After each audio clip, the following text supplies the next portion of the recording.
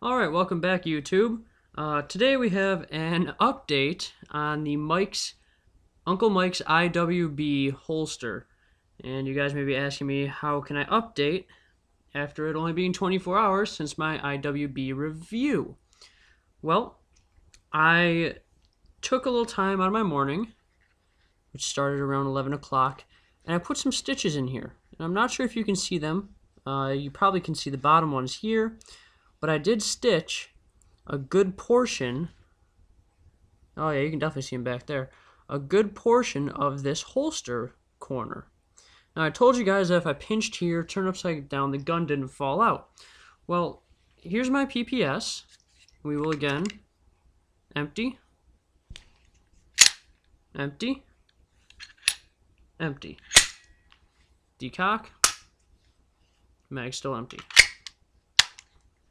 Now, if I take the holster, slide my weapon into it. Now, you remember how last time I did this, I turned the gun upside down, and it fell out. Well, now, and I'm barely holding it. I mean, I can almost, if I shake it, it comes out.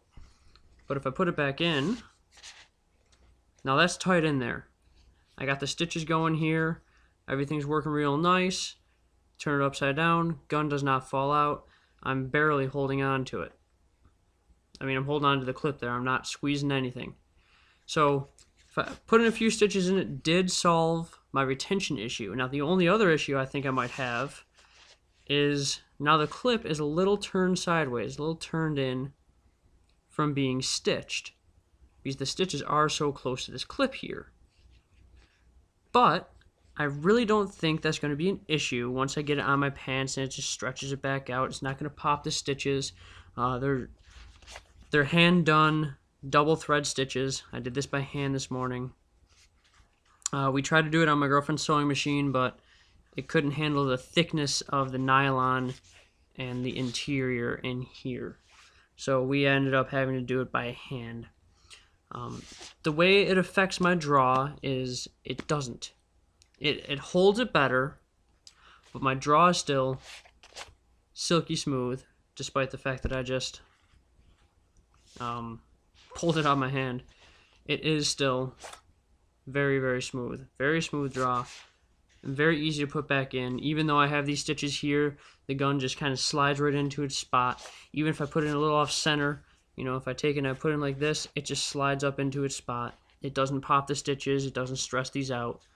I'm very, very happy now with this holster, and I would absolutely now recommend this holster for an everyday carry type of situation. It does need to be modified just a little bit. I almost want to put a few stitches in here to close up the trigger frame, around the trigger frame, to hold it a little bit better, but then as you can see, I'm having trouble getting the gun out. I think my draw would be negatively affected that way. So I'm not going to put some stitches in there.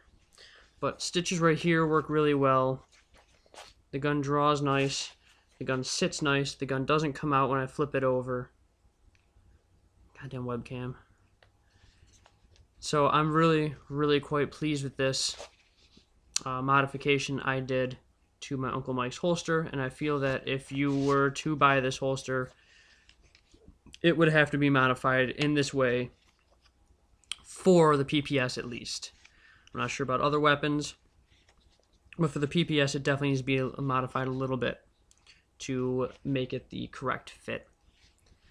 So now that I did this little modification, I would absolutely give this gun holster a probably 4.5 out of 5 rating.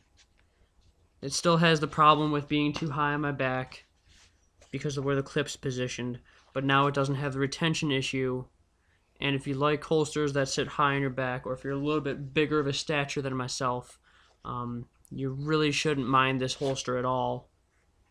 And I really would now recommend this holster to anybody who wants to carry inside the waistband for cheap, because it was only $15 from the local gun store.